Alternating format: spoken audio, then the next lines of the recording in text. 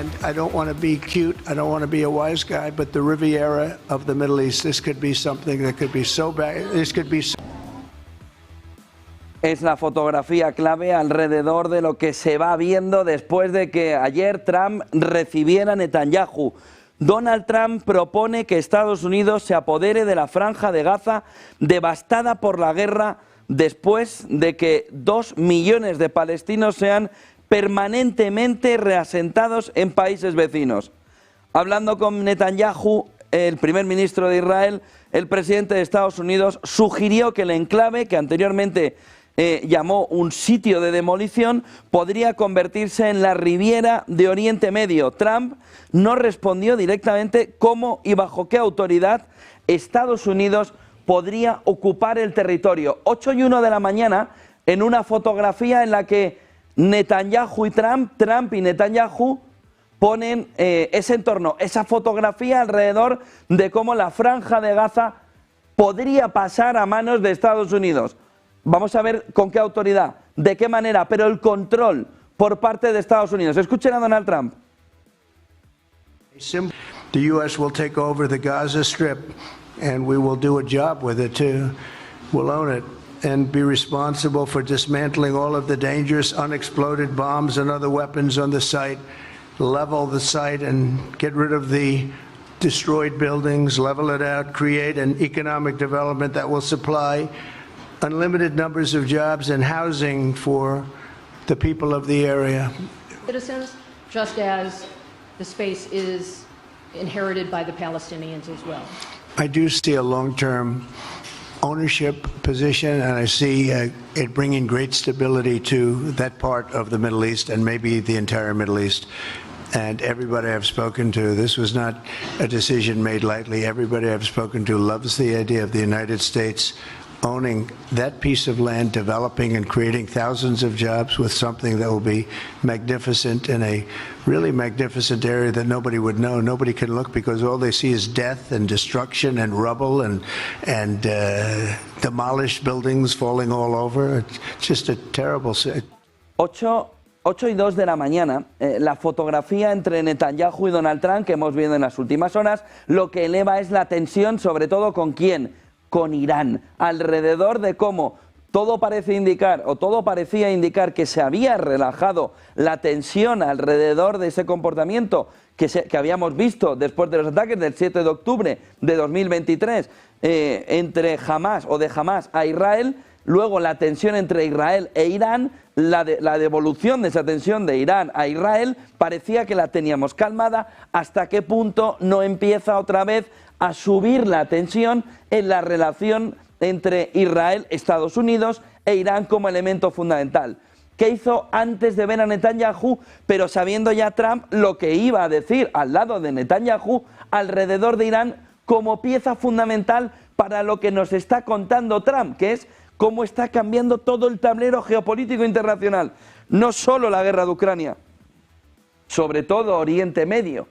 Cuando firmó otro de los documentos, apuntó también hacia la fotografía de Irán, poniéndole encima de la mesa, diciendo con mucho dolor, porque es muy grave, pero volviendo a poner a Irán en una situación complicada, diplomática, alrededor de cuál es la respuesta que puede dar en este entorno. Escuchen a Donald Trump.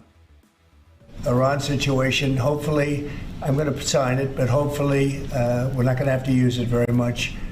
We will see whether or not we can arrange or work out a deal with Iran and everybody can live together, and maybe that's possible and maybe it's not possible. So I'm signing this and I'm unhappy to do it, but I really have not so much choice because we have to be strong and firm, and I hope that it's not going to have to be used in any great measure at all.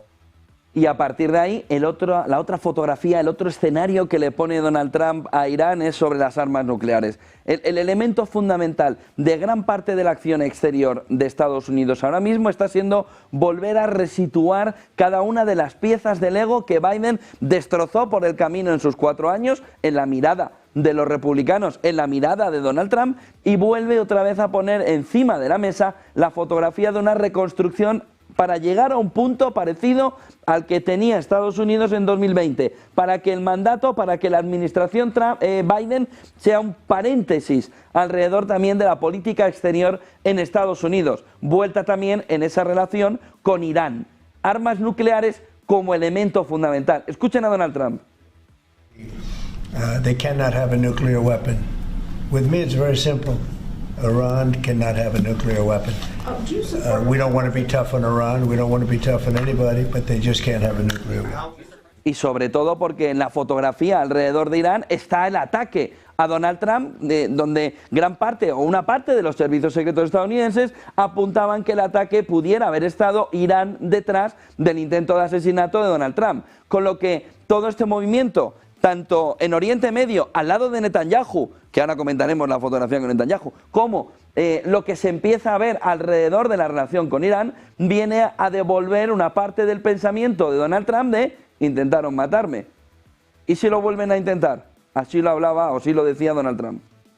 Iran and their proxies who have threatened to retaliate against you and your team by killing you guys for taking out Soleimani.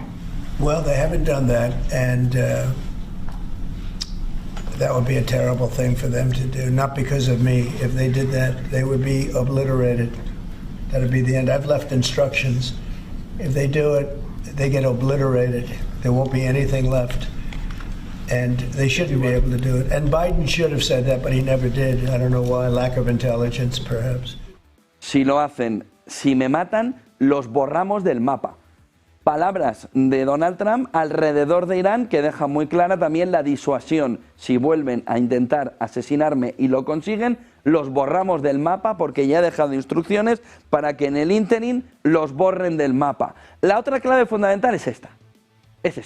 Donald Trump viene hacia el coche de Netanyahu y no le espera ya dentro de la Casa Blanca ni tan siquiera, sino que le recibe para intentar acabar con todas esos comentarios, con esa imagen de cuando rápidamente reconoció la victoria de Biden, con toda la posible relación que pudieran haber deteriorado durante los años del mandato de Joe Biden. ¿Hasta qué punto esta imagen cambia la fotografía o las dudas de un sonriente Netanyahu que veía como Donald Trump hacía mucho más? Es decir, se acercaba hacia él para recibirle en el coche, para calmar los ánimos de que pudiera haber algún tipo de problema entre ellos. ¿Qué es lo que hace en este entorno Donald Trump? Calma, luego le dice, Franja de Gaza se puede convertir en una Riviera espectacular, de Riviera de Riviera Great Again.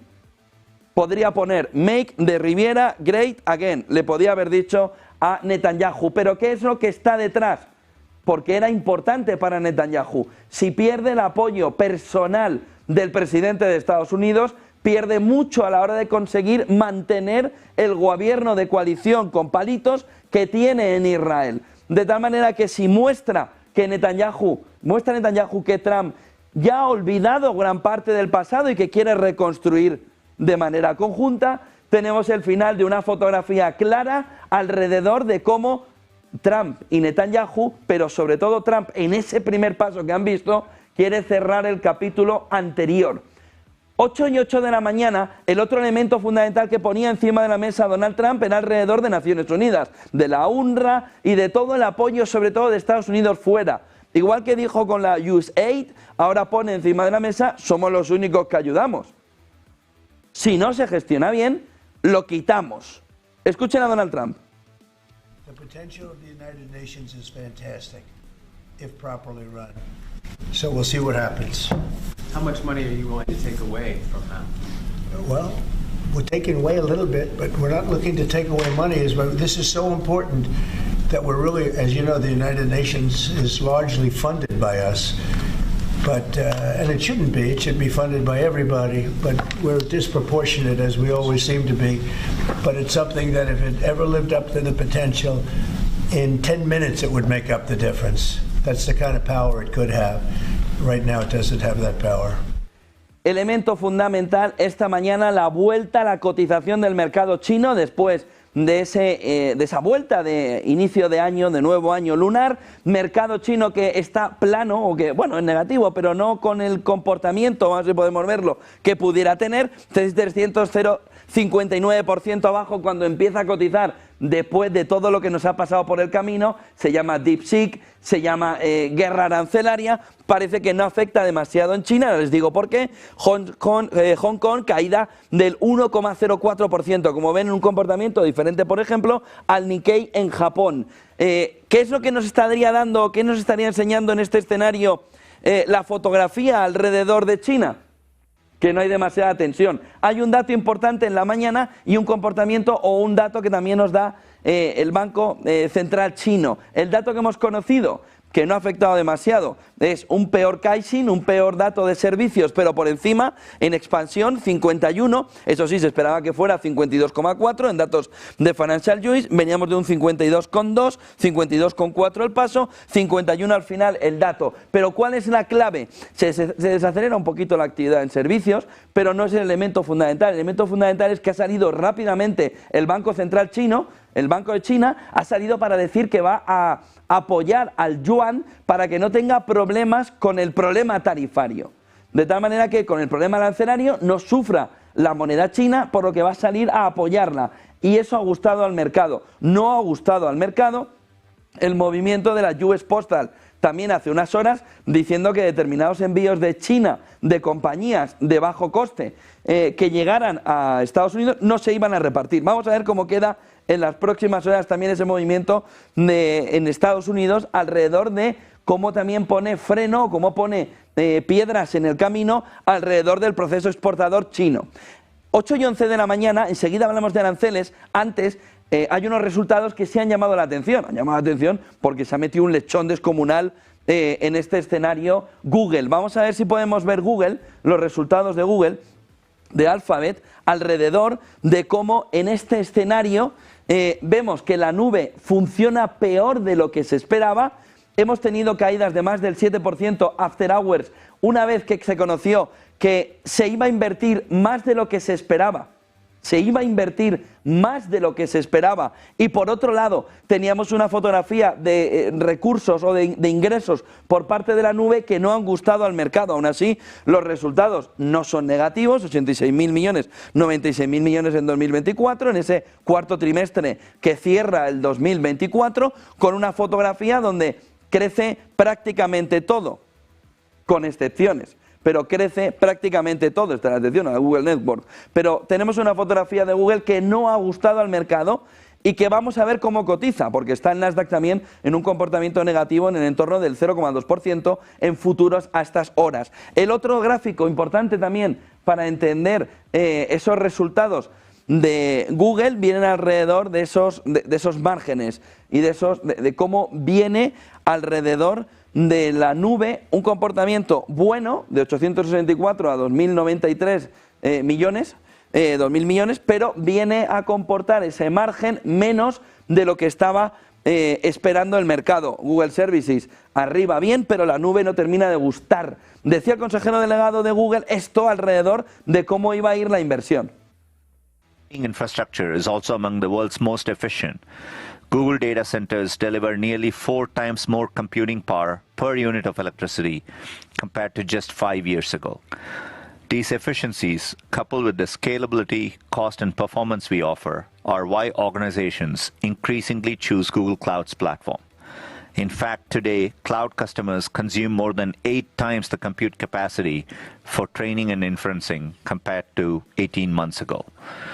We'll continue to invest in our cloud business to ensure we can address the increase in customer demand.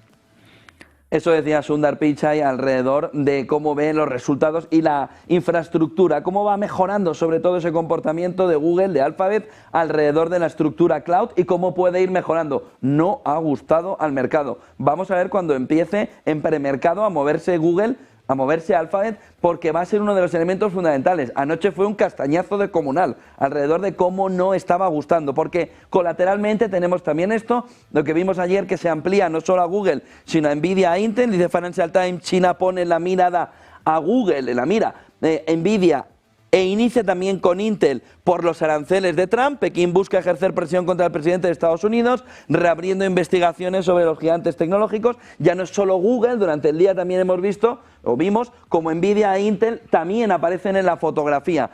Otro de los elementos clave que se mira esta mañana en esta siguiente imagen, dice Bloomberg, la respuesta de Xi a los aranceles de Trump muestra que China tiene más que perder de Estados Unidos. Ojo a este movimiento importante. La respuesta de Xi Jinping a los aranceles de Trump muestra esa respuesta que China tiene más que perder. ¿Qué es lo que estaría apuntando? Que ha sido una respuesta débil. Ya recuerden, 10% a una parte, 15% de aranceles extra a otro lado, la investigación antimonopolio, ese entorno también de Nvidia y de Intel, pero marcándonos el camino de que China aplica aranceles a una pequeña cantidad de productos en comparación con los objetivos de Trump, que van más a recoger todo el mercado. La respuesta de Pekín se ve limitada por la desaceleración de la economía y por la crisis inmobiliaria.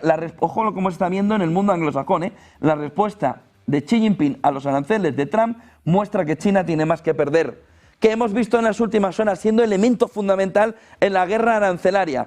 Xi Jinping no ha cogido el teléfono a Donald Trump. Y ese es el elemento clave también esta mañana, como en este escenario Xi Jinping da un paso atrás, iban a hablar en 24 horas, tendrían que haber hablado en la tarde-noche de ayer para los europeos, es decir, en la noche estadounidense. Trump estaba con Netanyahu, Trump estaba firmando decretos, Xi Jinping estaba diciendo ya me llamarás, ya hablaremos, que no tengo prisa. Que contrasta con la fotografía de Bloomberg alrededor de que tiene más que perder China, dice Bloomberg, en esa guerra arancelaria con Estados Unidos. Por lo que, cuidado, porque la fotografía nos lleva a que el siguiente motivo de tensión, ahora mismo el mercado se ha relajado en la jornada de ayer, pero tiene la duda de cuánto va a durar la relajación. Y si no, vamos a ir a un entorno donde va a volver a crecer la tensión entre ambas partes.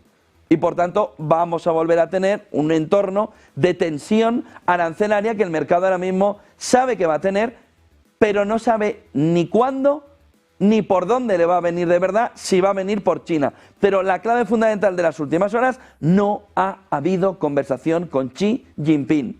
Sí la hubo rápido con Claudio Sheinbaum, sí la hubo posterior a la de Claudio Sheinbaum con Justin Trudeau, 24 horas largas después no ha habido conversación con Xi Jinping, lo que nos va enfocando hacia dónde puede venir de verdad la tensión y cómo China viene calibrando la respuesta, fíjense lo que dice Bloomberg, por cómo puede afectarle al conjunto de su economía. Este gráfico de Goldman Sachs nos apunta lo que nos está diciendo Bloomberg, cómo se estima por parte de Goldman Sachs que cada 10 puntos de incremento tarifario en los bienes chinos podría afectar en alrededor de 50 puntos básicos el crecimiento de China. Es decir, si en este escenario lo que quiere Estados Unidos, lo que quiere Donald Trump es frenar el crecimiento chino, tiene la herramienta clave para modular ahí un poquito más, un poquito menos, un poquito más, un poquito menos. ¿Para qué? Para que no haya sorpaso de China a Estados Unidos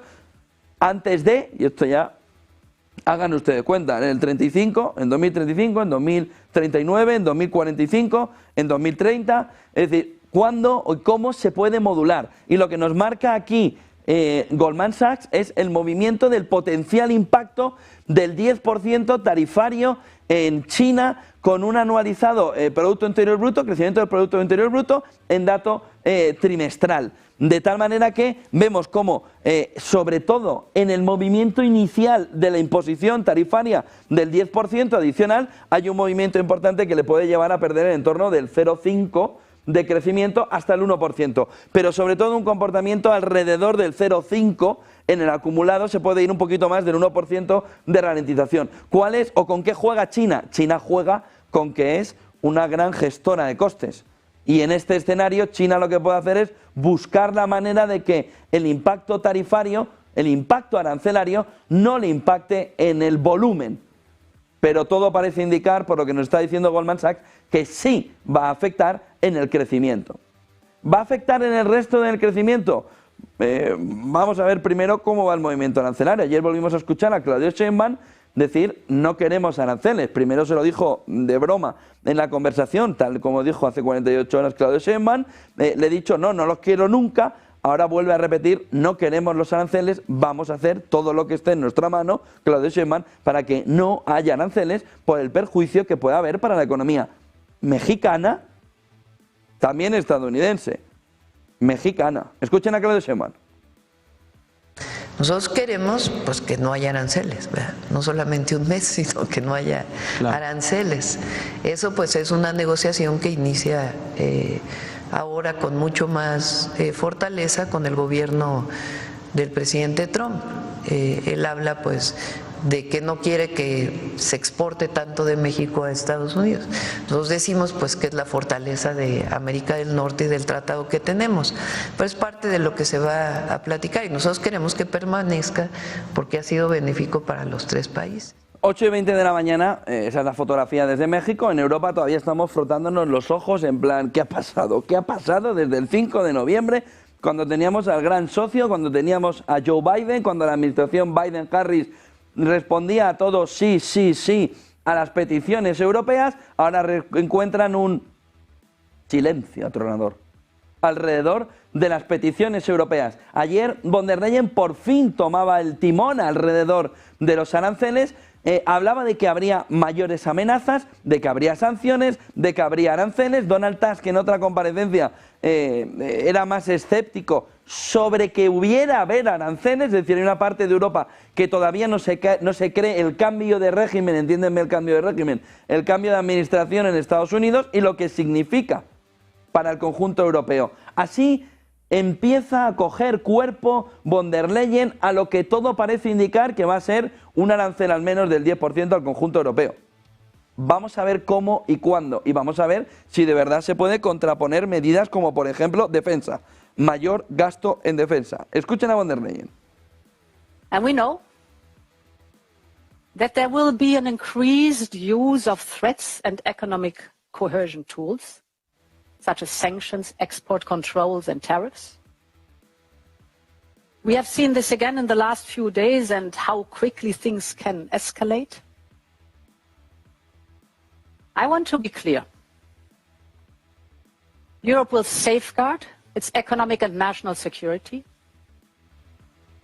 8:22 de la mañana, hay dos temas importantes esta mañana también para entrarle a la fotografía que se nos va marcando con un Donald Trump que ya han visto que forma parte de gran parte del discurso día a día, la intensidad de Donald Trump es abrumadora, día a día, marca la agenda en estas primeras semanas desde que ha tomado la Casa Blanca, espero mucho antes, pero en cuanto ha llegado día a día, hay dos cuestiones clave.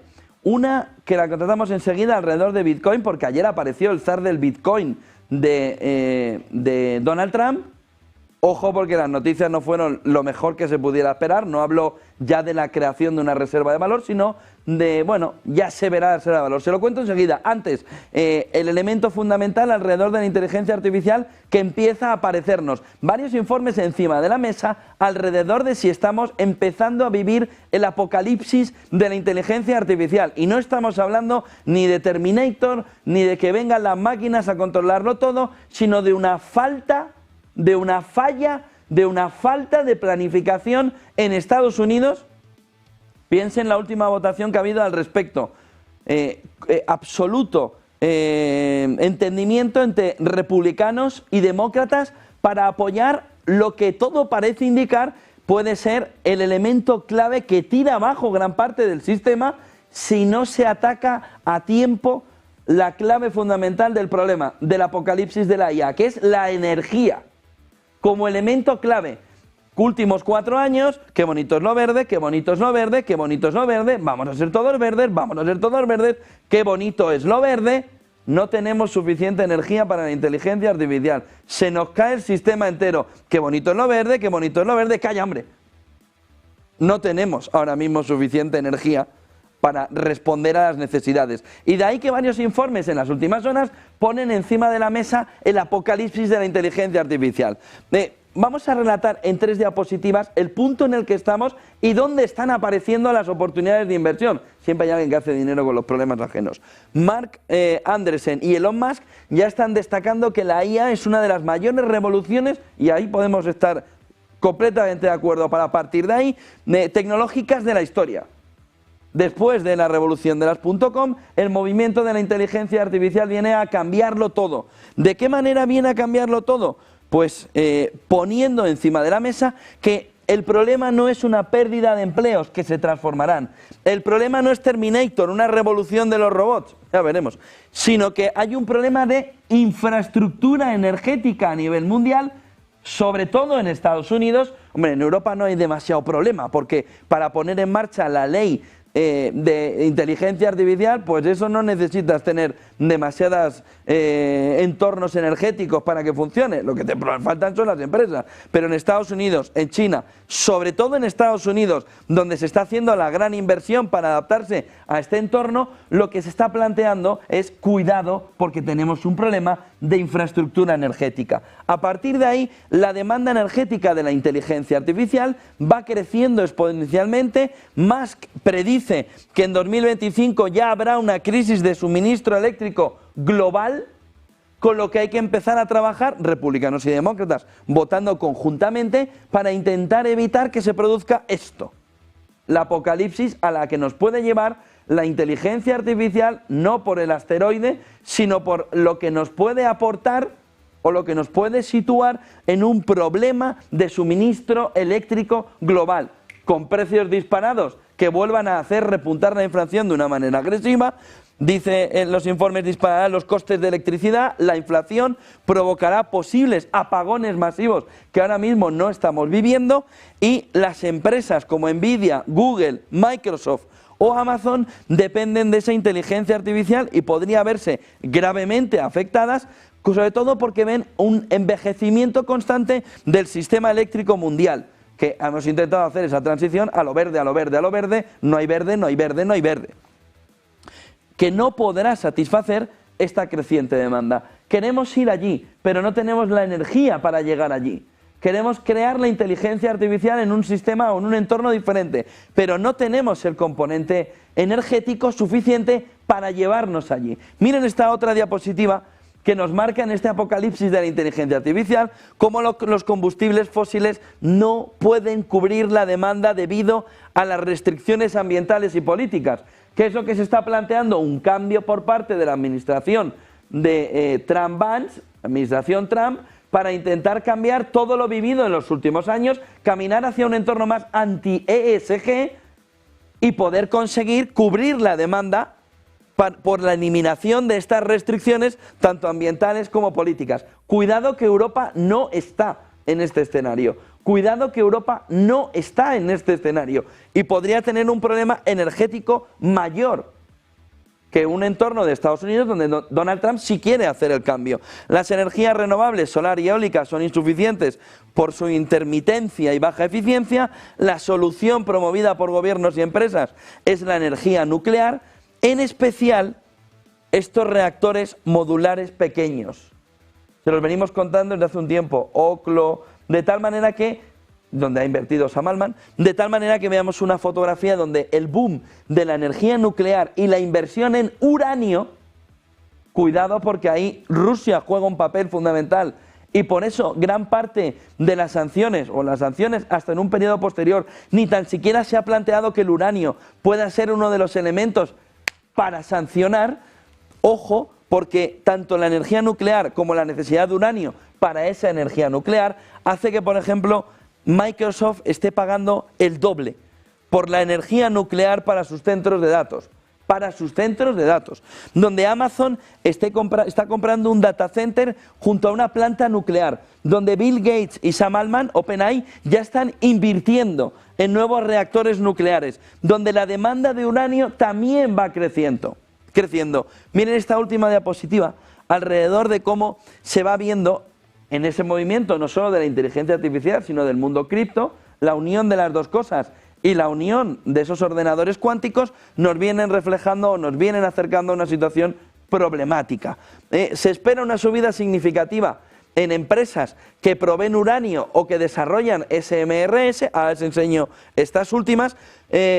¿Cómo afrontar una estrategia? Hay varios informes ya encima de la mesa que dicen cuidado con el escenario en el que se pueda mover un movimiento de acciones, veremos si no llegan tarde, alrededor de acciones de la mayor minera de uranio, por ejemplo, en Estados Unidos, o invertir en empresas líderes en reactores modulares pequeños, o apostar por empresas grandes de generación nuclear en Estados Unidos. Hombre, en Europa no hay esa necesidad, en Estados Unidos sí hay esa necesidad. Los analistas valoran ahora mismo la oportunidad de inversión en fondos ya moviéndose alrededor de empresas de uranio, reactores nucleares y generación de energía, con la energía nuclear planteando ser la solución más viable frente a haber sido denostada, o el movimiento en Europa todavía de intentar acabar con determinadas centrales nucleares. ¿Podría ser apoyado además este movimiento por políticos y empresarios aquí en Europa? Estamos en ese punto ahora mismo, pero ojo a lo que se va viendo alrededor de ese apocalipsis de la inteligencia artificial como elemento fundamental. Les comentaba las empresas de pequeños reactores nucleares modulares. Vayamos a TradingView, alrededor de Oklo, de Nano Energy. Vayamos más abajo a las empresas de reactores nucleares. Las tenemos aquí nosotros, un poquito más abajo, un poquito más, aquí, Oklo. Y si ponemos, por ejemplo, un tamaño de un año vista, van a ver por qué Sam Altman invirtió aquí. ¿Por qué tiene el comportamiento completamente disparado hacia arriba Oklo, donde Sam Altman es uno de los principales inversores de la compañía? Ayer subió un 2,09, pero como ven, el tema no es la subida de ayer, sino el tema está en volar desde septiembre del año pasado, de un entorno de los 4 euros a los 46,89 de hoy. Ahí está la clave.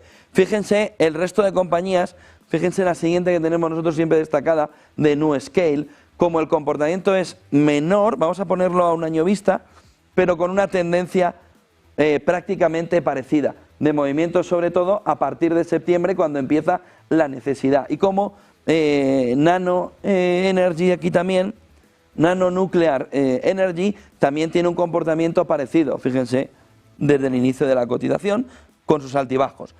¿Por quién está apostando el mercado? Hombre, está apostando en principio por la fotografía alrededor de Sam Altman con Oklo, pero hay más opciones en el mercado que ahora mismo están dando o están mirando de qué manera han tenido ya una rentabilidad importante en los últimos tiempos, sobre todo con la mirada puesta en Oklo, con esos informes que van apareciendo alrededor de que no hay energía suficiente, que la inteligencia artificial nos lleva al apocalipsis, pero no por Terminator, sino porque los apagones son masivos si queremos de verdad cubrir lo que nos está pidiendo para esos centros de datos y para ese desarrollo de la inteligencia artificial. Y cuidado con todos esos ordenadores cuánticos. A partir de aquí, 8:32 de la mañana, ayer habló el zar del Bitcoin para Donald Trump.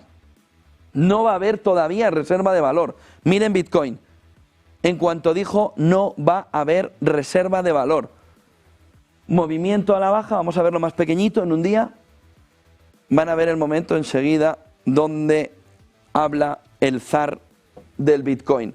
Sus palabras movieron sobre todo a Bitcoin, aunque luego matizó diciendo ya lo estamos analizando, pero el mercado lo quería, es que el zar del Bitcoin ya tuviese encima de la mesa esa opción, esa propuesta para ser el Bitcoin reserva de valor.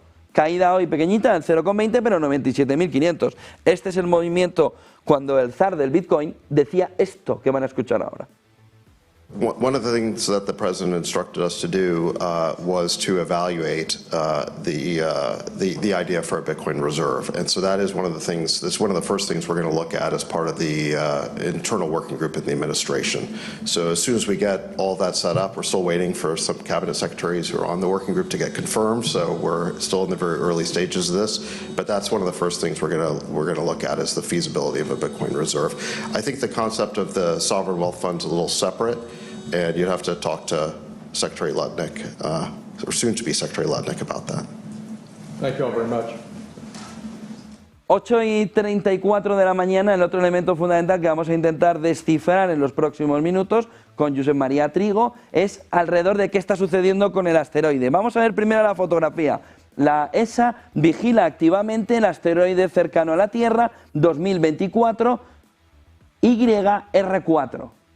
Miren la siguiente imagen, Las agencias espaciales, dice El Mundo, vigilan activamente a 2024 YR4, el asteroide de más de 50 metros que podría impactar contra la Tierra en 2022. Por primera vez la ONU ha activado los protocolos de defensa planetaria para precisar mejor la órbita, el tamaño y la amenaza que supone 2024 YR4, una roca descubierta el 27 de diciembre que tiene un 1,6% de probabilidad de chocar contra nuestro planeta el 22 de diciembre de 2032.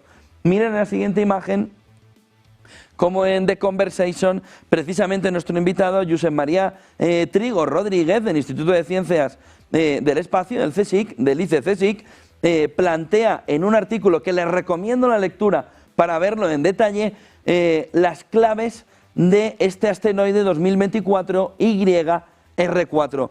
Josep María Trigo, buenos días. Buen día. Hola, muy buenos días. ¿Cómo es la fotografía que ahora le llega a la opinión pública alrededor de, hoy hace un movimiento la ONU por primera vez para intentar investigarlo? ¿Cuál es el riesgo real de impacto? Bueno, el riesgo es sumamente bajo, como de hecho estamos difundiendo todos los astrónomos que nos dedicamos a seguir estos objetos y a obtener información astrométrica, ¿no? Para poder reconstruir las órbitas de estos asteroides próximos a la Tierra, pues sería del orden de un 1,5, 1,6%. Por tanto, si hubiera 100 aproximaciones a la Tierra, tan solo una, pues sería directamente una trayectoria, una ruta de colisión directa.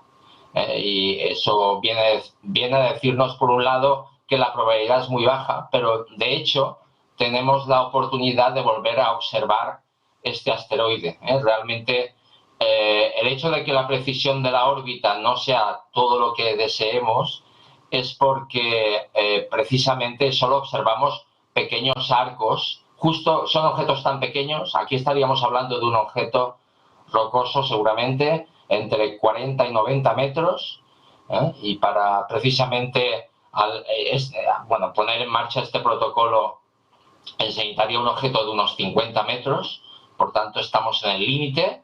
En anteriores ocasiones ya hemos visto que la determinación de diámetros de estos objetos a veces nos pasamos bastante, incluso un orden de magnitud. Esto vendrá a depender de del reflectivo, cómo es capaz de reflejar la luz, y esto depende de la mineralogía, del tipo de superficie, la composición que tenga el objeto.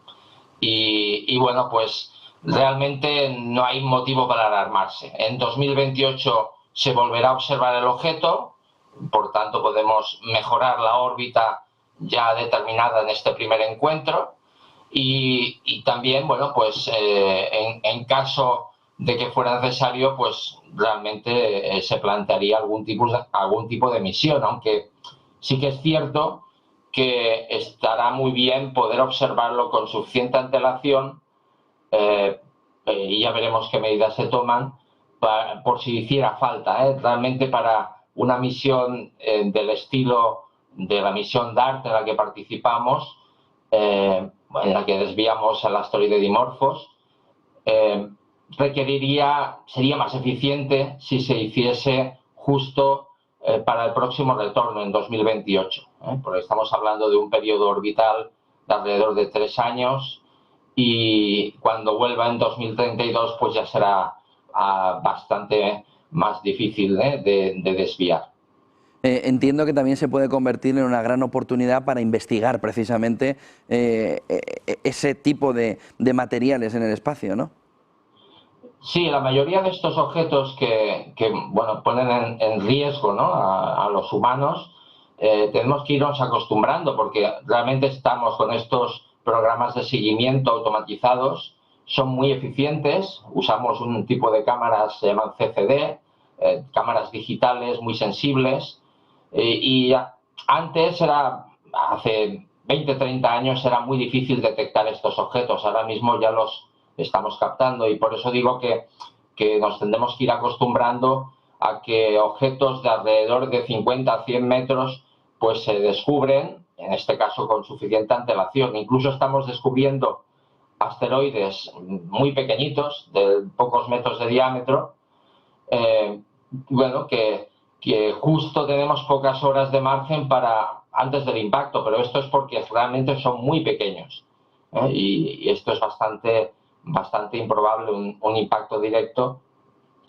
Y bueno, pues otro ejemplo que recordaremos todos en febrero de 2013 fue el impacto del asteroide de Chelyabinsk, que alrededor de 18 metros de diámetro tenía este cuerpo y que produjo una caída de meteoritos. Pero en general, de hecho, la atmósfera para cuerpos con un diámetro inferior a unos 30 metros, pues nos defiende de manera muy efectiva. Lo que suele pasar con estos asteroides es que muchos de ellos proceden de impactos entre asteroides y de hecho ya están fragmentados de por sí, con lo que al entrar a las capas, al entrar a hipervelocidad, velocidades de 50.000, 150.000 kilómetros por hora, pues a unas alturas entre 50, 30 kilómetros ya podemos decir, se han roto, se han fracturado y por tanto pueden producir caídas de meteoritos, pero no suelen ser un riesgo, a no ser, como en el caso de Chelyabinsk, por fenómenos asociados, como puede ser la onda de choque, que es la que produjo, de hecho, más de 1000 heridos, ¿no?, en esa ocasión, o si estás muy cerca de esa bola de fuego, que esto también es muy improbable, pues también por quemaduras, ¿no?, por la propia radiación luminosa, no quemaduras radiactivas ni nada de esto no tiene nada que ver, sino es por la luz, la intensa luz que desprende esa fase luminosa que llamamos bólido o bola de fuego. Solo una cuestión más. En el caso de que en 2028 empeoraran esas probabilidades o empeorara lo que ahora se percibe, que bueno, hay que esperar un poco más, ¿tenemos tecnología suficiente? Hablabas de una misión que se pudiera hacer. ¿Tenemos tecnología suficiente para defendernos? Sí, de hecho, bueno, fue tremendamente efectivo el uso de la sonda DART de la NASA, en el que desviamos muy eficientemente el asteroide Dimorphos. Dimorphos es un asteroide de unos 160 metros de diámetro que gira alrededor de otro asteroide más grande, de más de 700 metros, que se llama Didymos, y precisamente con estos dos asteroides realizamos este primer test de desvío de un asteroide y fue tremendamente eficiente. La idea, el objetivo era pues poder acortar la órbita de Dimorphos, el periodo orbital de Dimorphos alrededor de Didymos en unas decenas de segundos, pero realmente lo conseguimos por 33 minutos. Y esto es porque hubo un retroceso muy importante, es decir, cuando excavamos el cráter impactando la sonda DART, hubo un retroceso muy importante de rocas en dirección opuesta al proyectil y esto se sumó a la propia transferencia de momento cinético de la sonda. La sonda no lleva ningún tipo de carga explosiva, sino simplemente transfirió el momento cinético del impacto, ¿no? Y además de esto, pues hubo ese fenómeno de retroceso por los materiales que fueron expulsados hacia afuera al excavar el cráter. Y ahora mismo tenemos una misión de la Agencia Europea del Espacio, de la ESA, que se llama ERA, y en la que también participamos desde el CSIC, y vamos a seguir trabajando para comprender cómo ha sido ese impacto en Dimorphos y conocer mucho mejor la composición y los procesos físicos que alteran la superficie de estos objetos. Como decía antes, la mayoría de estos asteroides próximos a la Tierra, o esta categoría que llamamos asteroides potencialmente peligrosos, para catalogar un asteroide próximo a la Tierra como un asteroide potencialmente peligroso, se requiere que tenga una distancia mínima de intersección orbital inferior a 7,5 millones de kilómetros Recordemos que la distancia Tierra-Luna es 400.000 kilómetros y además debe de cumplir que sea de más de 150 metros. Por tanto, aquí, de nuevo, no cabe no alarmarse porque no estamos en un objeto de más de 150 metros seguro.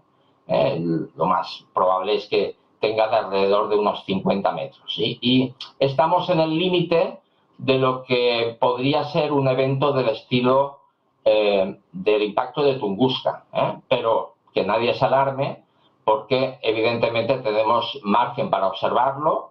Desde luego la probabilidad ahora mismo, con el conocimiento que tenemos de su órbita, es muy bajita de impacto y en 2028 saldremos de dudas. Tendríamos todavía unos años por delante para pues poner en marcha algún tipo de sistema paliativo que nos permita pues salir adelante sin ese impacto siempre que sea posible.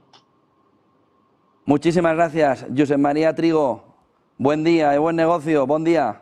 De nada. Gracias. 8:45 de la mañana, vayamos a claves del día, en una fotografía que nos viene marcada sobre todo por esa relajación que va viviendo el mercado ante los temores de guerra comercial.